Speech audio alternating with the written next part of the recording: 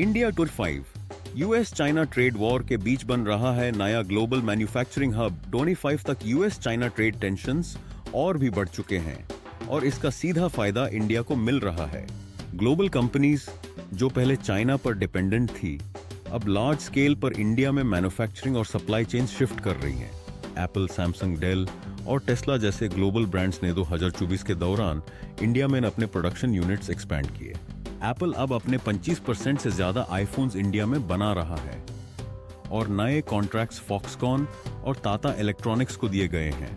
PLI production linked incentive scheme का impact 2025 में clearly दिख रहा है। इलेक्ट्रॉनिक्स और सेमीकंडक्टर मैन्युफैक्चरिंग में इंडिया ने रिकॉर्ड ग्रोथ दिखाई है। तेलंगाना और तमिलनाडु जैसे स्टेट्स हाईटेक हब्स बन रहे हैं। एक्सपोर्ट डेटा भी इंडिया के फेवर में है।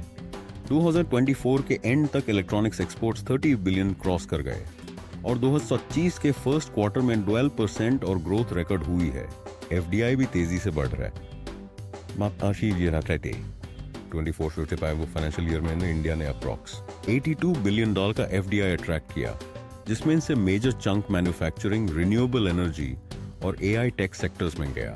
यूएस के नए ट्रेड पॉलिसीज जो चाइना +1 स्ट्रैटेजी को प्रमोट करते हैं उसमें इंडिया टॉप चॉइस बन गया है।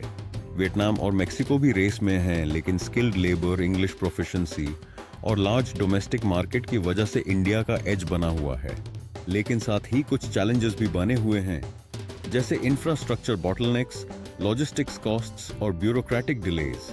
लेकिन सरकार ने 2026 के बजट में इंफ्रा और डिजिटल लॉजिस्टिक्स के लिए रिकॉर्ड इन्वेस्टमेंट अनाउंस किया है। एनालिस्ट का मानना है कि अगर ये मोमेंटम कंटिन्यू रहा तो 2030 तक इंडिया दुनिया का सेकंड लार्जेस्ट मैन्युफैक्चरिंग हब बन सकता है, सिर्फ चाइना के बाद।